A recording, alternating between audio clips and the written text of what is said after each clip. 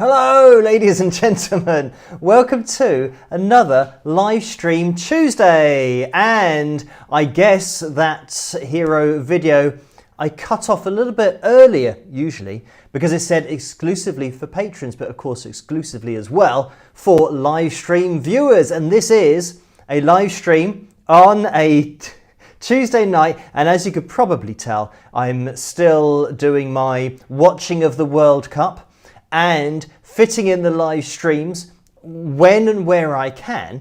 So it means that the images behind me are not actually real life true. Well, they are real life images, or a real life image that I took of my studio. But then I've just put that in the background of where I'm sitting at the moment, which isn't actually in the studio. So hello to you guys in the live chat room. I can see you in there. Let's give you a shout out. We've got Cindy, Kevin, Karen, Angela, Bob, Sue, Laurel. Oh, he's going through. Laurie's going through there. Billy as well. It's just going through too quickly for me to be able to catch the names. Bob, Diamond Girl 1 2 3 4, Melody Rocks, Ninja Kitty's in there as well. Julie and JM Murray and Ruth Ann. Hello to all of you. Thank you for joining me tonight. So, I mean, viewers of the World Cup will know that at the moment we have. France are playing against, is it Ivory Coast? It might be, but I've got it here. Oh no, Ivory Coast was against Norway. That was earlier, but France are playing against Sweden. So Norway and Sweden, obviously very close, right next to each other. So I watched the Norway game earlier, and yeah, spoiler alert, if you're not watching the World Cup, I'm about to tell you what happened. But yeah, they did manage to get through, which was great.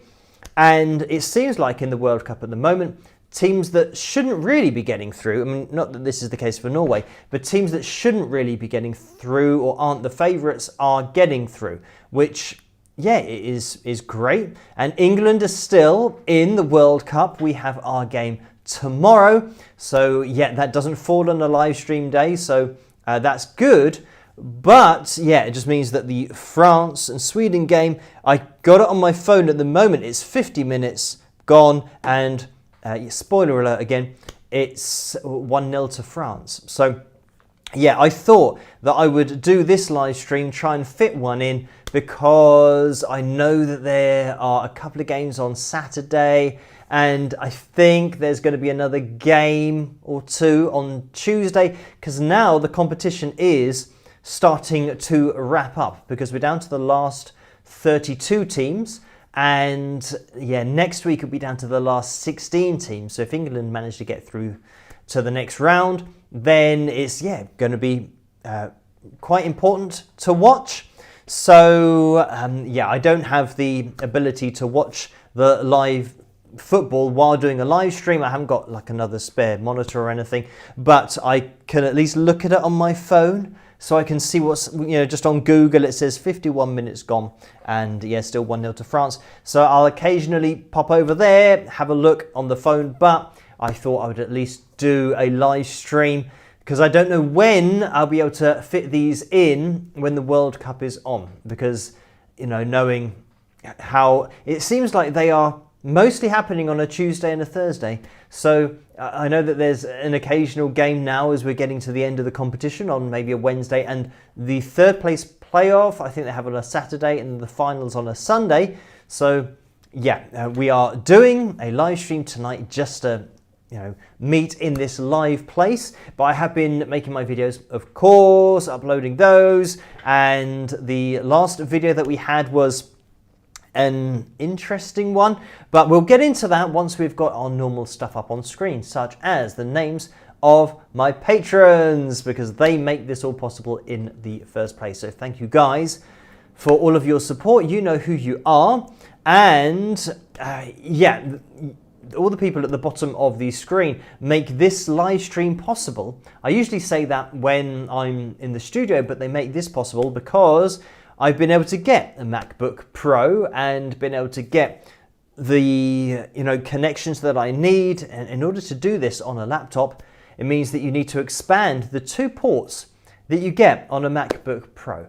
And this is another discussion to be had about Macs, and especially the MacBook Pro. Now all it has is one Thunderbolt port and a USB-C port on the side of it, because they're all about minimizing things. And you know, back in the day when you had a laptop, the laptop might even have a CD drive in it, so you could pop your CDs in there, and yeah, you could install software from CDs. And obviously the obsession with making the computers smaller and the technology smaller means that now you've got to buy adapters. So I've got an adapter running off an adapter. So I've got one that's plugged into the MacBook Pro, which has it has the Thunderbolt port, USB-C, three USB ports, and it's got an HDMI port output that I can now put this on an extra screen, because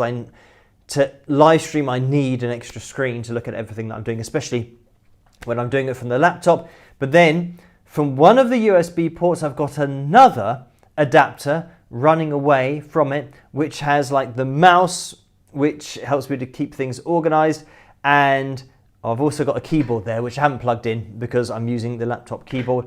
And yeah, that's also got an Ethernet port, so it means that I can plug directly into the internet, and we don't have that, or at least the aim is to not have the loading circle of death going all the time, because that's something that used to happen through the laptop as well. So hopefully that makes it a little bit more reliable. But yes, thank you patrons. They make these live streams possible as well, just for me to touch base with you guys in a live setting when I'm not in the studio. So now we want to get the likes goal up on screen, because tonight we are aiming for 305 likes. So if you could hit the thumbs up as you come through the door, that would be very much appreciated. And if we do hit that target of 305, it means that we are going to be having Phil Jam number 335.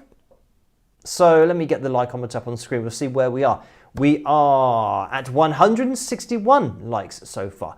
So yeah, thank you guys to those of you that hit the thumbs up already.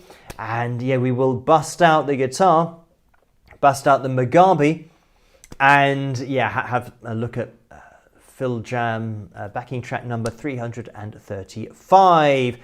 So yeah, getting into that last analysis video that we had, it was an interesting one, because previously we've had analysis videos on Taylor Swift, more so looking at her live performances and her Eras tour. But this was a request to take a look at a live performance of a Phil Collins track. And what was interesting about this, actually on the original YouTube video, and the link to that original YouTube video is in the description as always in my analysis video, so you can click on that and you can see that the official Phil Collins channel has left a comment, and that's been pinned, saying about it being a great cover. And I think a lot of Phil Collins fans have messaged or left comments saying about it being a great cover. And yes, somebody who's actually a professional in the industry wanted me to point out what was going on, which I did. And I was just pointing out that there was post-pitch correction on the vocal. So this is what's very difficult to judge, is when a vocal has been post-pitch corrected, it means that any notes that were slightly too far away from where they should have been, and this is all subjective of course, have then been moved to be closer to the note in post-production. So when you're watching what is billed as a live performance, I think this is where people, I don't know whether the Phil Collins channel knew that it was going to be a corrected vocal, and I don't think people generally watching it, and especially the amount of media I've seen that have covered that performance and said what an amazing vocal it was, and paid a lot of compliments to the accuracy of the vocal, but they're not mentioning pitch correction at any point. So I don't know whether they are aware that the vocals are so accurate because they have been corrected. They have been calibrated to A440. So that was an interesting video, but what was even more interesting is when we then loaded up the original.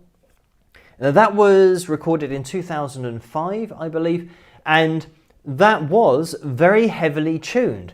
So you've then got the argument to say that, well, if you are going to do a cover of somebody's song and the original song is heavily tuned, then the cover should be heavily tuned as well to keep it authentic to the original recording. And now I guess it goes into an even deeper level of saying, well, did people realize the initial release in 2005 was tuned as well? Because it might be the case that people didn't know the original was tuned, and therefore they don't know that the cover by Taylor Swift is tuned, and we're just in this world of performances that are tuned and nobody really knows what they're listening to. I think that is generally the case nowadays, and they are judging something, even a studio release, as not being a tuned vocal, but it is, and then they're judging a cover of that studio release being tuned and not knowing that it is as well. So yeah, interesting certainly to take a look at a couple of, I was going to say versions, but just the original and then the cover version by Taylor Swift to see how much they've been tuned. And what I will say is the pitch corrected version on the Taylor Swift cover was not as strict as you would have had in 2005. And this is where I brought into the conversation about Cher in 1998, and then certainly getting into the year 2000 up to what was 2005, everyone kind of jumping on this bandwagon, or maybe using what I would class as the new toy of tuning. In 1998, everyone then heard this sound and thought, oh wow, that's a really different sound. So we're going to start using that on our songs. And everyone started doing it. And I think generally what tends to happen is when a new sound is brought out, everyone jumps on that bandwagon for a period of time. But what's happened since 1998 is with Melodyne 2001, that's the first iteration of it, it's gradually now become the industry standard to tune vocals using something that I think, to begin with was seen as a bit of a gimmick, whereas now it is all tuned. So yeah, for those with ears sensitive to A440, it is difficult to listen to. I'd say it's, again, this is subjective, but it's frustrating to listen to because you don't get to hear the natural voice. And yeah, just great voices are being, I don't know, tuned to the point of losing all of the natural expression that they would normally have. So yeah, bit of a shame. But anyway, right, I can see we are at 191 likes so far. So thank you guys for hitting the thumbs up. It means we are looking for another, 114? That's what my brain has told me it is, and we're going to go with that number. So we'll see whether we reach it, or if my maths was correct, I do not know. But let's now jump into the last thing that we'll get up on screen, which is the donations tab, because you don't have to donate, just watching is great. And that goes for everything on the channel, the analysis videos and the live streams and everything. So yeah, if you have donated, of course, it is very much appreciated, and I do address every single donation that happens on the channel, but you do not have to donate. I know that there have been donations in the super chat window already and over on PayPal, so I will jump into those, but I have to get the likeometer off the screen to get on the screen what I need to look at, which is in the super chat window. We had a donation from Karen who donated $10, so thank you for that. And the message was, hi Phil, I've seen lots of Europeans reacting to Americans being so friendly / smiling, etc., and keep saying how weird it is at the World Cup here. Do you smile at strangers? What's your experience? So thank you for that. I would think generally I would smile at a stranger. I think it's, if somebody makes eye contact with you, and it's nice to smile, if they are smiling. So yeah, I think it's just a normal, rather than if somebody looks at you and you just give them a really stern look back, it's not the most welcoming expression. So I tend to smile at people in general. And I know that Scotland, or at least Scottish fans, were pretty much taking over wherever they went, and saying hello to everyone, and they had a very good time at the World Cup. But unfortunately, they're in it no longer.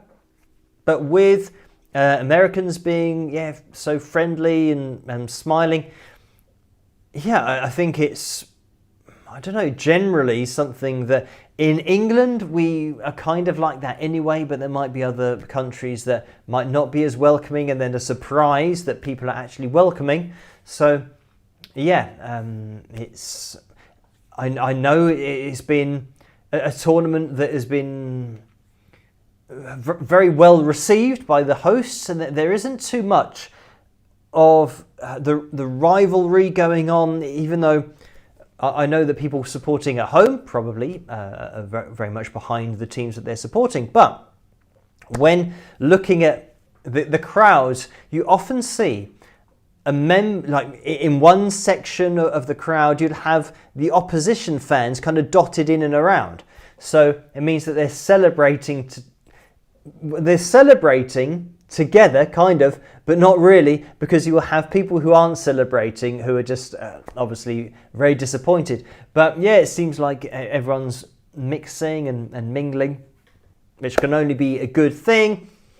And well, in the future, I believe in 2028, England or the UK are going to be having the European Championships, which is like a World Cup, but for Europe. And that's something that happens every 4 years, like the World Cup. So we have to wait quite a while for the European competition to come around, but that's the national competition. So I mean, that would be really cool, because the last time we hosted that was Euro 96.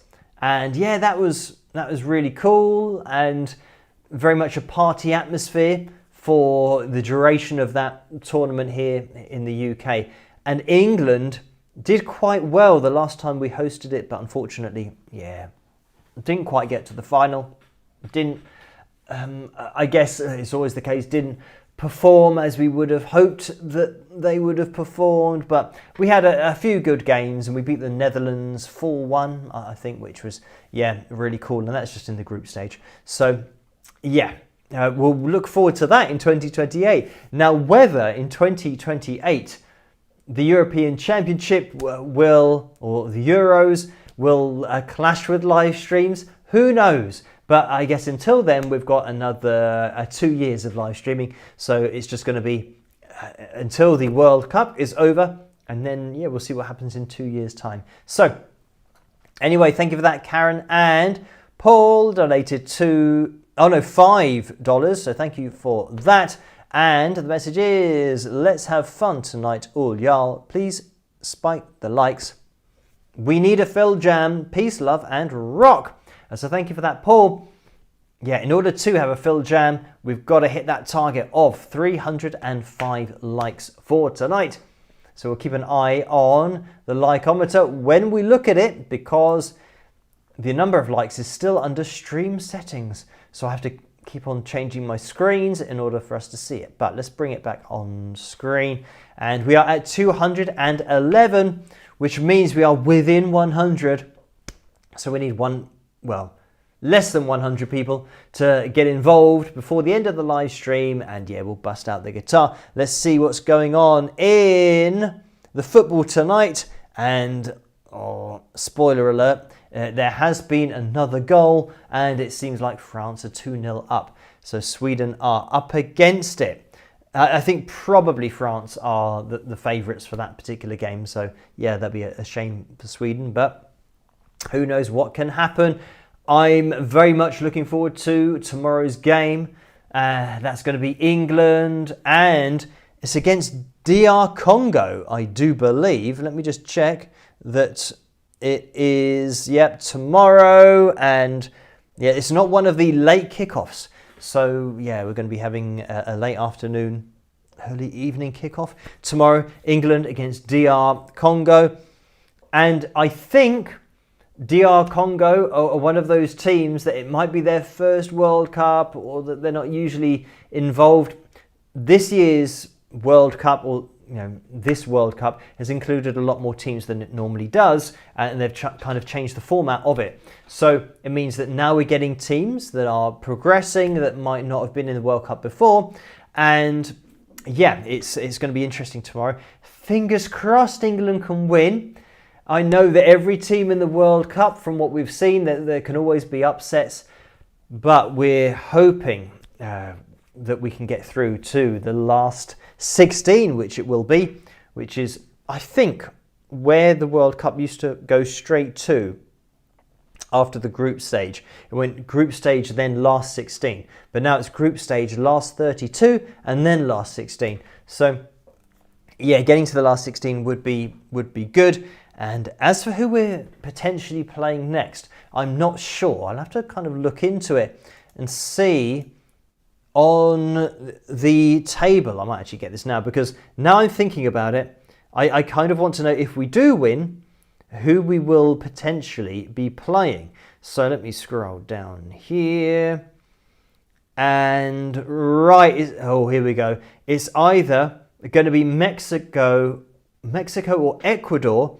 And yeah, they're playing very late tonight, so maybe I'll have to watch that. But hang on, so they're playing tonight, and England will be playing tomorrow. So we'll know, if we do win, who we are going to play. And Mexico, by the way, are one of the co-hosts. So yeah, that could be a challenging match if we make it that far, because it means probably most of the crowd are going to be for Mexico. But yeah, fingers crossed. And Cindy says it could be Mexico in Mexico City. So yeah, I mean, I know that the Mexico, what is the stadium called? But it's like a historic stadium, and you had, in that particular stadium was where England unfortunately lost. I think this is the same stadium where Maradona scored his handball, his hand of God goal, and and his other kind of team-beating goal that he scored, which was amazing, when he ran round everybody. But yeah, I'm not sure whether calling it the hand of God is necessarily correct or accurate, because I don't think that a god would cheat at a game. I think a god would try to do things within the rules as much as possible. So yeah, but it's called the hand of God. It's just, I'm just thinking about it now. It's a bit weird that they call it that, because it's almost like, oh, it's something that happened and it was a higher power that caused somebody to cheat. I don't think that would happen, or at least I think it's not quite as it should be. That maybe if it was a really lucky goal, then you could say that it was something along those lines. But to do something that, and as you can probably tell, people in England, I think, still are a little bit annoyed about that, because if you get beaten at a game and it was all fair, you think, well, yeah, that's fair, and you just have to deal with the disappointment. But when you lose at a game and it was a loss by cheating, and it is very much not even an interpretation of the rules. It was cheating. And it wasn't even an accidental handball. It was an intentional handball to cheat, to jump higher than the goalkeeper and use your hand above your head to punch the ball in.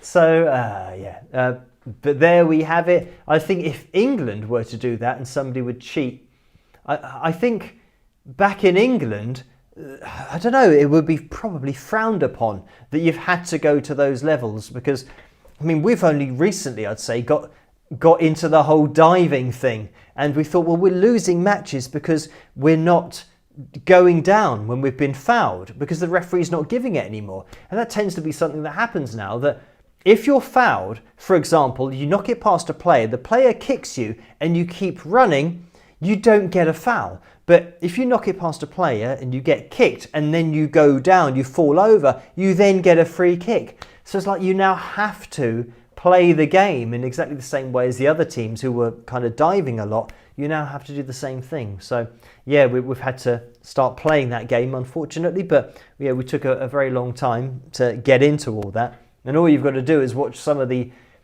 league footage from, you know, the maybe 70s and 80s, maybe even the 90s, to see how physical the game was in England. But then now it's all changed with a lot of players from different countries and the way that they manipulate a situation in order to get a decision. That's all part of the game now, unfortunately. So, and Karen says, wait, only goalies can use their hands, right? Yeah, exactly. So that's the point, that with players on field, you shouldn't be using your hands. And now, I say shouldn't, you're not allowed to, it's illegal. But sometimes they're giving decisions now where it's just kicked against someone's hand. So it's not an intentional thing. And I think that's, a bit harsh when they give a penalty when somebody didn't even intentionally handle the ball, or even sometimes when they weren't having their arms out from their bodies to try and block the ball. But yeah, in Maradona's case, he intentionally jumped up and punched the ball with his hand. And yeah, went away celebrating, and it wasn't given as a handball because I don't know what the officials were looking at, but they didn't see him do it. And of course, all of the England players, including the goalkeeper, which might have been Shilton at that point, Peter Shilton, I believe that's his first name, might not be, but I think it is. He was complaining, saying that, of course they all ran up to the referee saying he just punched it into the goal with his hands. But then Maradona's off celebrating as if he actually headed it. Oh, it's all crazy. But it's one of those World Cup moments that everybody knows. Right. Now, I will get into the PayPal window because there have been some donations in there. So thank you for these. And the first one was from Ian. Ian donated £1. So thank you for that. And that's a straight up donation. And then we had another donation. And this came from Elrod.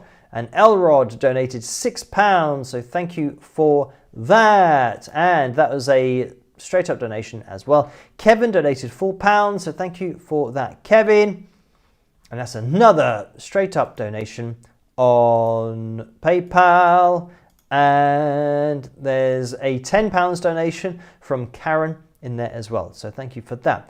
And this is a straight up donation as well. So I have to scroll down to see if there are any messages. So it takes a little bit longer than the other screen that I have where I can scroll down, but the screen is showing more of the email. Whereas here, I'm just seeing the first line. I have to keep scrolling down. But anyway, Karen donated £25. Thank you for that, Karen. And now that's another straight up donation.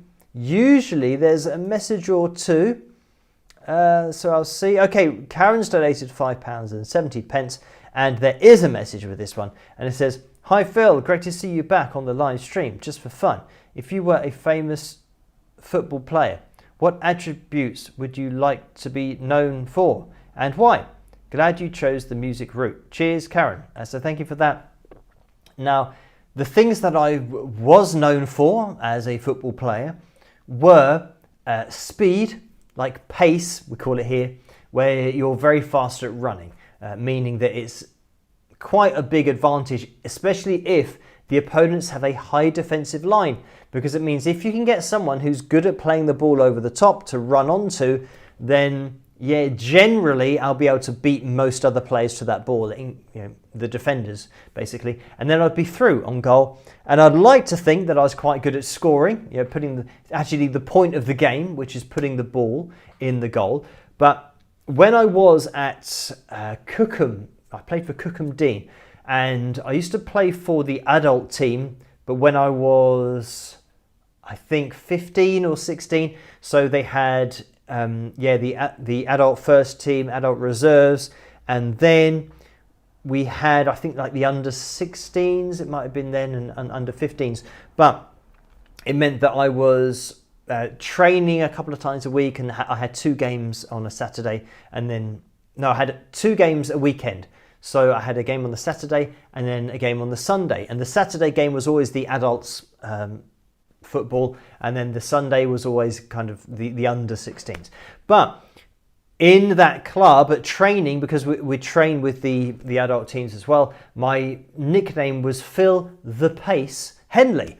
So it means that throughout the whole club, I was seen as the one who was fast at running. So that was quite good. And that was the nickname was created by the adults. So I think in training, they probably got a bit annoyed that there's this kid who's only kind of 15 or 16 and who's faster at running than all of the adults. So, I mean, that was my, I don't know, but that was my advantage, which wasn't really an advantage that you can work on. Like sometimes you are just fast at running. I mean, I did a lot of training, and obviously I was playing football a lot, so it meant that I was probably increasing my speed, but I was already naturally fast anyway. So but I'd say that if I had to do things again, if I really wanted to progress into the higher leagues, maybe professionally in football, then I would have started out as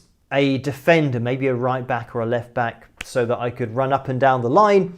And that's another thing I guess I had as an advantage. I was naturally fit, like I could run for a long time without getting too tired. So yeah, the reason that I'd do that is because young players don't generally go into the defensive positions. Everyone wants to be a striker or maybe midfield, but playing at the back, defending, is something that people don't gravitate towards that. But then I found that when I was in my late teens, that because I was fast at running, it means when I did play in defence, and I only did that through necessity really, when the team was struggling and they didn't have a right back, so I would play at right back, and then I started to realise that, oh, hang on, I'm quite good at this, like quite good at defending, meaning that people couldn't get past me. And again, the advantage that I had there is when somebody knocked the ball past me, I can get to the ball before they can. So it means that it nullifies the opposition. And when you're talking about wingers who are great players, they generally have pace. They are fast at running. So when they knock it past the defender, they can beat the defender to the ball. But if the defender you're up against is as fast, if not faster than you, then it becomes a bit of a problem. So that's what I started to enjoy doing in matches, was know that somebody would have to be pretty fast to get past me. And I enjoyed doing that a lot, because it meant that I could stand in a position where the only place they can hit the ball means it's going to be a race, because I'm blocking their only ever avenue. So they would knock it past me, and I'd beat them to the ball. And I played against quite good players, defending like that, and some players that I know were playing professionally. So they were playing in a game that wasn't a professional match, but they were using it as training because they did play for a professional club. But I was then up against this, striker who was a professional, and he was a really good player. He was probably like 6'2", and really solid, and he was fast.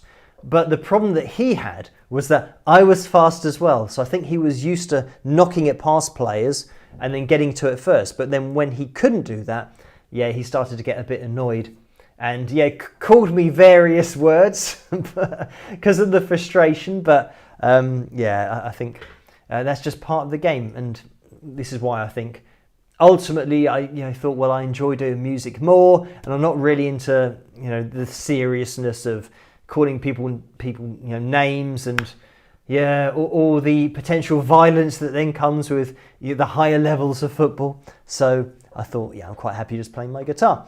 So that's why I gave up football when I was 19 or 20, something like that.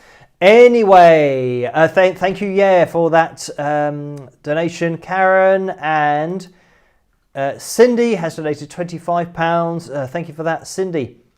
And the message is, should the Germany goal have been allowed? You know what I'm referring to. Thanks.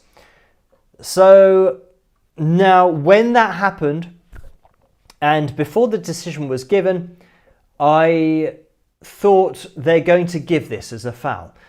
And they wouldn't give this as a foul in the Premier League. So the Premier League is the league here in England, and they allow more contact and they allow things to go. In fact, they allow too much to go. So when you have a decision that is a clear push, where somebody's pushed the goalkeeper or another player in the back, sometimes that has been allowed. And that's something I've pointed out in the past about decisions that shouldn't have been what they were. Now, in this case, this World Cup has been really, I'd say really strict with applying the laws, but to the point where they're not actually applying the laws.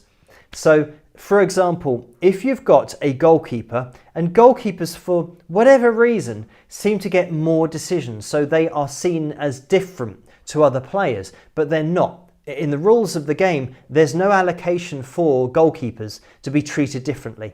So when a goalkeeper is now trying to move backwards to catch a ball, and there's a player of the opposition behind him, that player does not have to move out of the way to allow the goalkeeper to go and catch the ball. If that were the case, it means that when you're running through, like to maybe score a goal, and there's a defender in the way, the striker can say to the defender, "Oh, excuse me, can you move out the way because I want to go and kick the ball into the goal."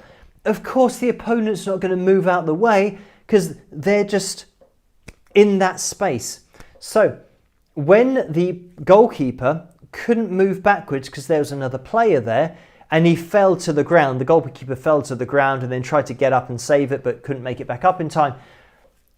He made a big deal of it, but it's not a foul. The other player standing there, you can't start giving fouls for when somebody is standing on a football pitch. That's just how it is. So yeah, the fact that that was disallowed was technically an incorrect decision, but they are starting to apply, as always is the case, they're starting to apply their subjective opinion to a particular decision and a particular situation that's happened on the pitch. And yeah, in that case, you've got to say that you cannot treat the goalkeeper differently. If that was any other player trying to move backwards to head the ball, you wouldn't give that as a foul. But it's just because it resulted in a goal, and obviously the other team are complaining that the referee has given it. But yeah, it shouldn't have been a foul, but it was given as a foul. I'm really hoping that something doesn't happen like that with England, because yeah, we've got a history with bad decisions, and even talking about that Maradona punching the ball into the goal with his hand that wasn't given. We've also scored against Germany, but then again, this kind of evens out because we had a debatable one in 1966 when we actually won the World Cup, where the ball bounced down and then the referee, actually the linesman, said it had crossed the line, and then the referee gave it as a goal. Whether it did or not, who knows? But with then a later game with England against Germany, we did score a goal and it was miles over the line, and that didn't get given. So yeah, I think if I had to choose that decision, you'd rather get it in the final of the World Cup rather than any other game. So yeah, the other one that cancelled it out, I don't think it really cancelled it out, because getting a goal in the final of the World Cup, that's probably the best time to get a bit of luck. So anyway, thank you for that, Cindy, that donation. And by the way, Germany went out of the World Cup, and we usually, if we ever meet them, they beat us on penalties, England. So it's good that they've gone out, but yeah, I think they should have had a goal for that particular situation, so it's a bit harsh. Karen's donated £1.70 as well. The message is, Phil, as strange as it sounds, as this sounds, I find English accents to be very posh, including the Cockney accents. Am I daft to think that? Laugh out loud. Well, it depends what you're classing as posh, or if you're classing the Cockney accent as posh, then it's not what it would be referred to as in England. It's more of a Cockney, rhyming slang thing that people have, and it's not what's classed as the Queen or the King's English as it is now. It used to be the Queen's English, but the way that royalty speak is not the way that the Cockney accent is, or the way that Cockney people speak, which is more towards the east of London, in that kind of area. So thank you for that. And Lisa W has donated £3.61, so thank you for that. And the message is, welcome back, you have been missed. The Pace, a great name. I think it may stick. Laugh out loud. So thank you for that. And I mean, this is the other thing that I'm semi-interested in, is that I haven't played football in many, many, many years, but I am tempted to go out and get into running again, just to gauge where my body is, like how much speed I might have lost, or how much speed I might not have lost, and just see how the body holds up, because I don't know whether I can still be called the Pace, but it'd be interesting to find out, because I don't know, I feel like my body hasn't really changed that much as I know people say, oh yeah, your body does change, but then again, you've got footballers like Cristiano Ronaldo, who's 41, obviously, a lot younger than me, but you've got guys that have kept themselves in shape and can still, perform at the highest level, but they might have lost a bit of pace. But then again, I think if you are really fast, then surely if you lose speed, then you're still quite fast to the people that are younger than you, but aren't as fast as you used to be. So I don't really know how to judge it, but it would be interesting, like if I played football at any time in the future, to see if I've still got that pace in the legs. But anyway, thank you for that, Lisa. And we are now up to date in the PayPal window, and we have been through the Super Chat window as well. By the way, 273 likes at the moment. If you could hit that thumbs up, it would be very much appreciated. Then we'll bust out the guitar and have, double thumbs up has set off the fireworks.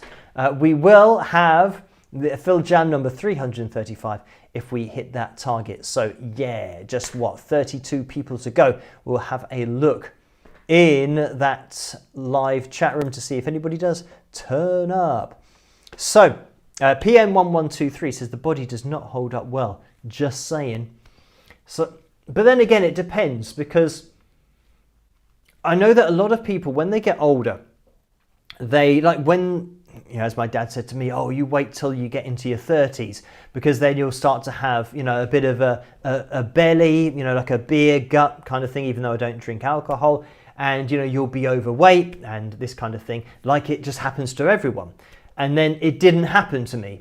So they say, well, wait till you're in your 40s, then you'll definitely, be overweight and have the belly and all that kind of stuff. And then, into my 40s, it didn't happen. So I think it is that what tends to happen in life is when you're a teenager, generally you into more things that you might be doing that are potentially athletic. Like at school, you have to do games, you have to do like physical education and sports. So it means that you are active, and you're naturally running around a lot. If you were like me and you were into a particular sport, then you did that sport a lot. You might train 2 or 3 times a week and then have 2 matches of that, maybe at the weekend. When I was at school, I'd have a match on a Wednesday as well. So it means that I'd play in a match on a Wednesday, I'd have a game on a Saturday and another game, a match on a Sunday. I'd have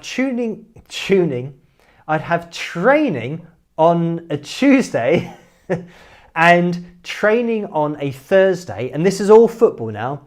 So we've got Tuesday, Wednesday, Thursday, Saturday and Sunday. Those are just the football things. And then I would do resistance training on a Monday and a Friday. So it means that every day of the week I was doing something. So when you're thinking about, putting on weight, and, all putting on weight is storing the calories that you're eating. So if you're not burning them off constantly, it means that they will be stored. So yeah, I think throughout my teenage years and maybe early 20s as well, I'm just going to skip this advert, it means that I was constantly, but I couldn't eat enough calories to keep them on my body. I was eating calories, like for example, eating a pasta and sauce meal, maybe with chicken. 3 hours later, I was doing, an hour and a half, 2 hours worth of training, or I had a football match, which is an hour and a half of intense running around. So it means that I'm burning that off all the time. So yeah, and then into the 20s, again, I was active and worked out, and I think resistance training is something that I've always done. And then in my 30s, again, I was still exercising. And I think now in my 40s, because of my injury in my arm, it means that I'm working out less. But when my arm recovers, I will be getting back into the same exercise routine. So I don't think it's really an age thing, even though metabolism does slow down gradually, not dramatically, but it does, year on year. But I think that if you keep yourself active, it's not the age really that's causing you to put on weight or become less fit or get more out of breath. It's just that you're not doing the same amount of training. And if you're not training the same amount, obviously it's going to feel like you're getting out of breath more easily.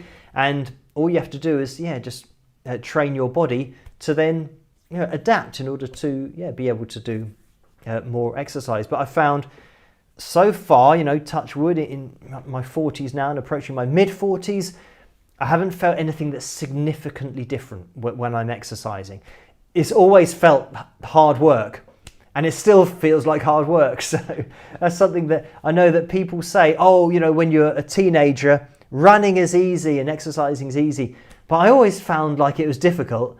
It's always been difficult. So yeah, when you're older, it just feels exactly the same amount of difficult. So anyway, that's my kind of view on it. And year on year, I think that, like Karen says, in your 60s, your metabolism just stops.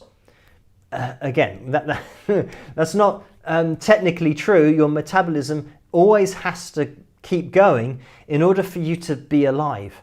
Because in order for me to make all of the expressions that I'm making with my face, moving my arms, walking, that is your body breaking down energy, breaking down food. So it means that if you are eating the same amount as you are burning, then you physically can't put on weight. It's a physical impossibility for you to put on weight if you are burning the calories that you're eating.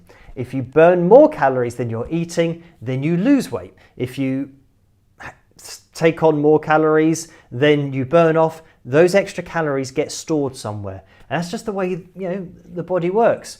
It's quite a simple equation that if you know how many calories you need a day, I think mine's around about 1,600. If I have any less than that, then I will lose weight. If I have any more than that, then I will gain weight. So yeah, if you have, let's say for example, I eat 2,000 calories a day and I do some exercise and I burn 400 calories, it means that I'm not putting on any weight. So it's a really simple equation, and it's called your basal metabolic rate. That's how many calories you burn a day. And it's really good to know that number, because now food has the amount of calories on it everywhere. It will say, per portion, it will give you the amount of calories. So you'll know exactly how, if you just add them up every day, you'll know how you score. And if you think, I'm putting on weight and I don't know why, it will be because the calories you're taking in are higher than your basal metabolic rate. So there you go. Right, now we are going to be jumping into tonight's cover video, which was, by the way, I haven't even mentioned it, between Parisian Walkways and Sweet Emotion. So as this goes through, I can see that Parisian Walkways has 51% of the vote. So it's a close one for tonight. And by the way, when I'm talking about diet and all that kind of stuff, I was very much heavily into sports when I was a teenager, and in my late teenage years, I was a personal trainer and I studied sport and exercise science at college and then university. So I did that for 2 years at college and 3 years at university. So yeah, a lot of time spent on nutrition and intake and output, and nutrition was part of those courses, but obviously we looked at athletic performance and lots of other stuff. So yeah, that's where my, I guess, knowledge comes from, so that I can at least tell people or advise people as what they should be doing or what they can do if they want to try and either lose weight or increase fitness or whatever they might want to be doing. So anyway, let's now jump into this particular cover video, Parisian Walkways. I hope you guys enjoy my version of the Gary Moore classic, and I'll see you after. Rock!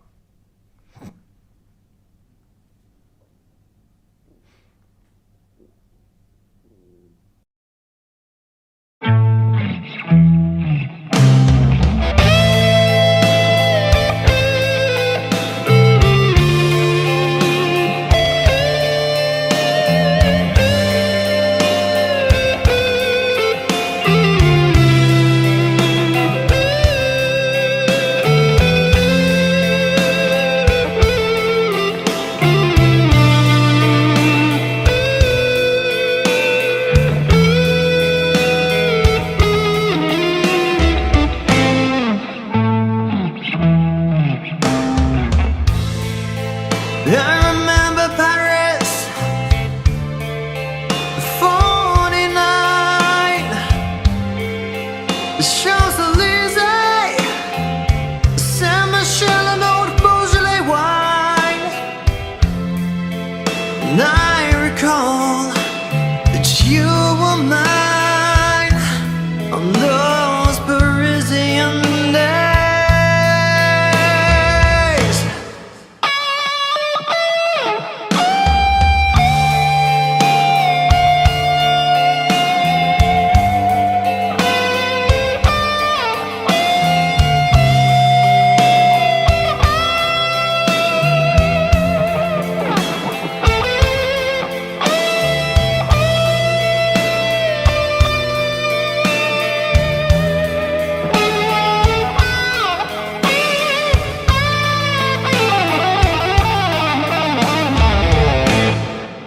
Looking back at the photographs,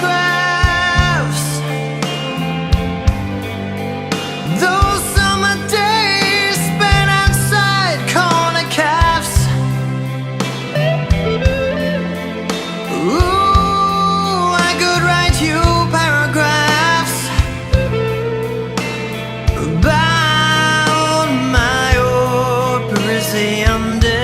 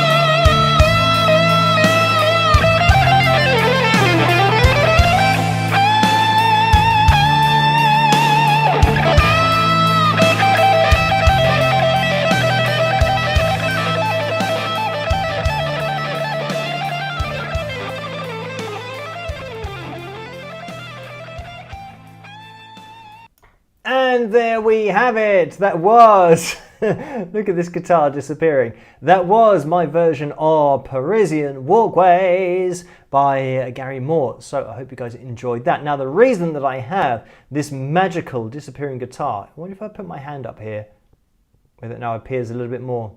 It does a little bit. So yeah, we have, I believe, hit the target. Yes, 307 likes. So thank you guys for hitting the thumbs up. It means that we will have this Phil Jam. Oh, look. And it registered the thumbs up. We will be having this Phil Jam number 335. And what I am going to do is just check what's going on with the backing track, just to see how long it is going to be. Oh, is it? Have I clicked on this one correctly or not? I'm not sure. I think I have. It's 7 minutes and 50 seconds. So it means that we are going to be going through to what 10 past? Is that? We're 3 minutes past at the moment. So yeah, we should still be able to finish this all in time, but I just want to make sure that we are up to date with everything. So let's get rid of the likeometer. Thank you guys, by the way, for hitting the thumbs up. It is very much appreciated. Now what I have to do is make sure that I see this, if I'm knocking this microphone against the guitar, obviously for you guys, hearing it, it's going to be a bit of a nightmare because you'll just hear scratching all the time. I'm just looking to see if it is scratching or not, but no, it seems to be fine. So, what was I going to do? I'm going to just make sure that we're up to date with everything. We have had a few more super chat donations, so thank you guys for these. I will get through these before the Phil Jam. There was a donation from the Nut House who's donated $2, so thank you for that. And the message is, your chat is amazing. Best chat on YouTube. Thank you for that, but that's nothing to do with me. That's to do with the people in the chat. Oh, look! On my guitar, the Mugabe almost looked like it was headless there. And now it looks like it's headless now. Anyway. Karen donated $5, so thank you for that. The messages. PayPal didn't let me leave a message today, so maybe it didn't work for others today either. So thank you for that. And Maltesers donated $9.99, and the message is, your hair looks damp. Is it weather related? You are dressed for a cold room. So thank you for that. And no, it's not too cold at the moment, but what it does with this hoodie, I couldn't think of what the word was. With this hoodie, it means that I can have the microphone attached to the part of the hoodie. So if it's warm but not too hot, then I can have this hoodie on and it's fine. As for my hair being wet, I just had a shower, so I guess I didn't had it before the live stream. So having a shower and not drying my hair properly, that's certainly a part of the reason as to why it might look damp. But my hair's always a bit random, like how much it actually dries before the live stream. So that'll be the reason for that. And Diamond Girls donated $2 and says, oh, Phil, just wait. Age plays its role, for sure. So thank you for that. And I think I am feeling the effect of age on my arm, taking so long to recover, even though I know that it takes a long time to recover in general.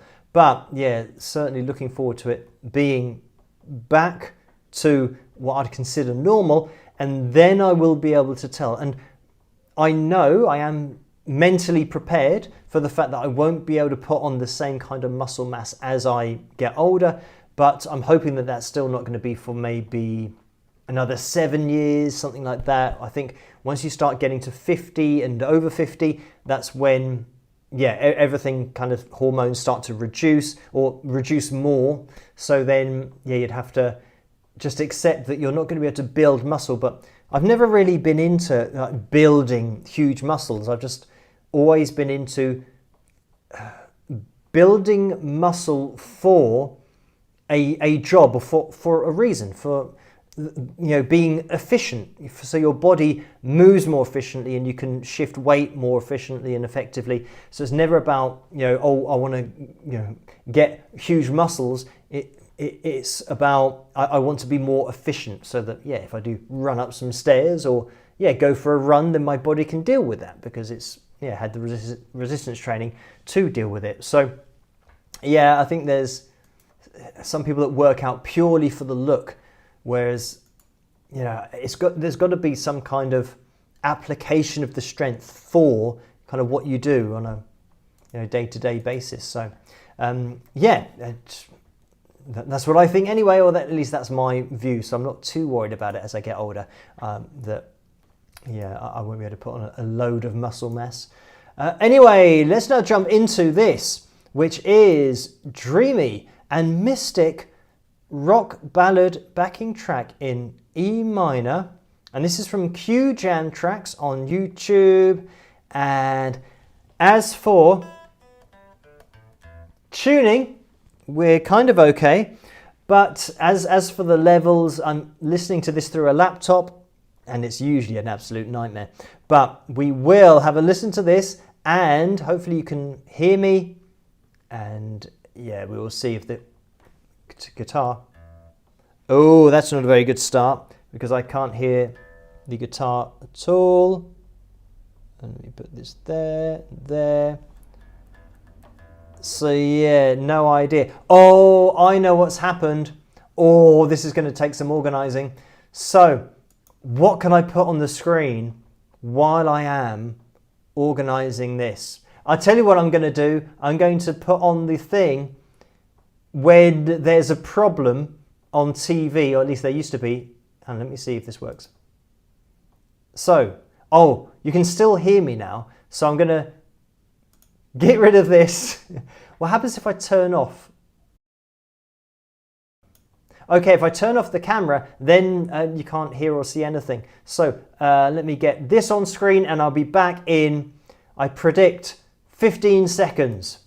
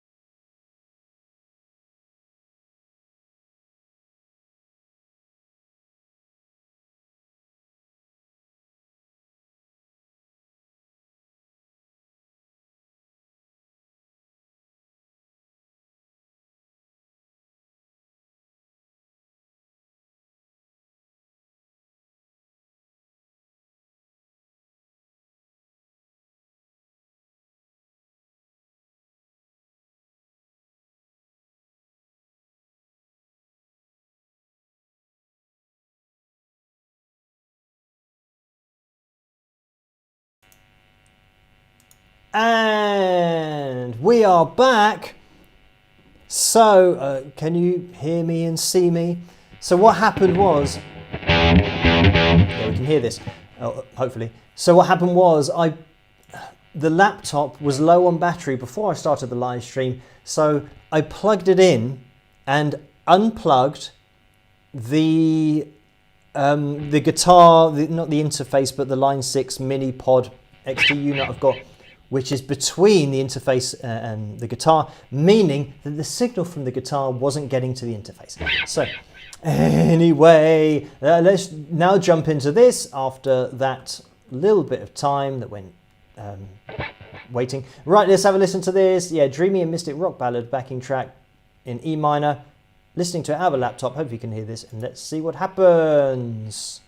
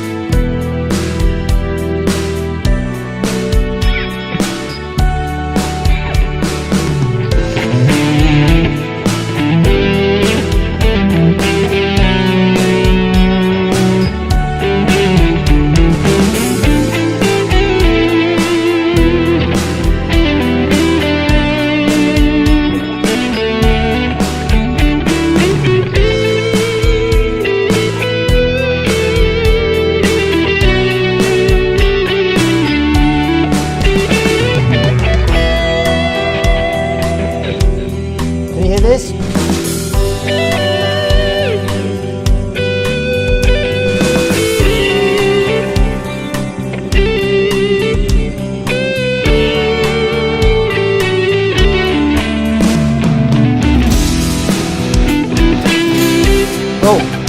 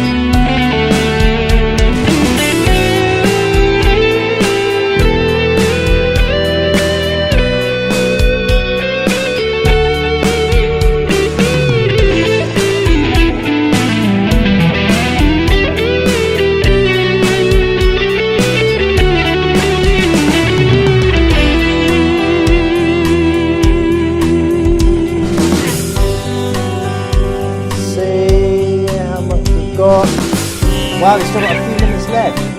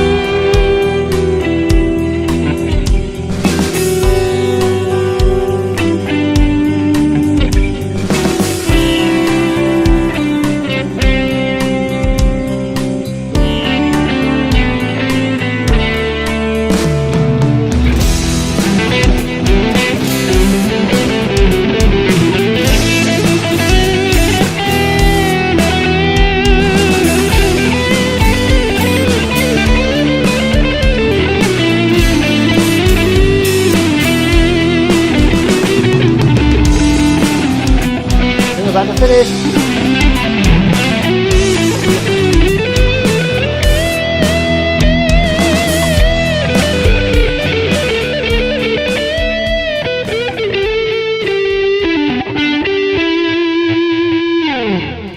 Stop! Oh, advert. And stop. There we go. So, that was it. It just suddenly stopped. Dreamy and mystic rock ballad backing track in E minor from Q Jam Tracks. So thank you, Joe, for sending that my way. And yeah, we got there, even though we weren't quite set up as we should have been. So anyway, thank you guys for tuning in tonight. As for when the next live stream is going to be, it's not going to be on Saturday, because those are, that's at the point now of being in the last 16 of the World Cup, so it's all hotting up. And then on Tuesday, I believe there's another one at least, last 16 game. So I will let you guys know over on Patreon as and when the next live stream is going to be. So yeah, look out for that, and that's patreon.com/Wings of Pegasus if you want to get involved. And yeah, I'll see you over there as I always do. Also, Wings of Pegasus, on YouTube, Authentic Vocal on YouTube and Patreon as well. If you want to get involved with that, a side project, then you can do. That's patreon.com/Authentic Vocal. And the YouTube channel is at Official Authentic Vocal.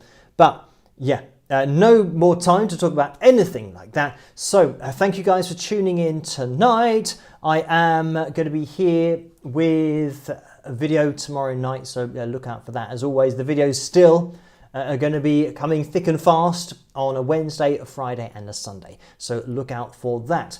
Thank you guys for tuning in tonight. And I'm not sure whether I read out the donation, even though I did read out the message. Oh, Phil, just wait. Age plays a role, or plays its role for sure. And that's from Diamond Girl 1234 and $2 donation. So thank you for that.